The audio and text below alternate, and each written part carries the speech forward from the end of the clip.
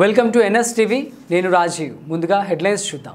దసరా శరన్నవరాత్రి ఉత్సవాలలో భాగంగా వాసవి కన్యకా పరమేశ్వరి దేవాలయంలో సహస్ర పుష్పాలంకరణ మెట్పల్లి పట్టణ ఆర్యవైశ్య కుల బంధువులు దేవి నవరాత్రి ఉత్సవాలలో భాగంగా పుష్పాలంకరణ కార్యక్రమాన్ని సర్వాంగ సుందరంగా నిర్వహించి ప్రతిరోజు వివిధ రకాల పూజలు చేయబడుతున్నారు. అధిక సంఖ్యలో భక్తులు పాల్గొంటున్నారు. దడ్నాభిషేకం ఆలయ వేద పండితుల ఆధ్వర్యంలో నిర్వహించారు.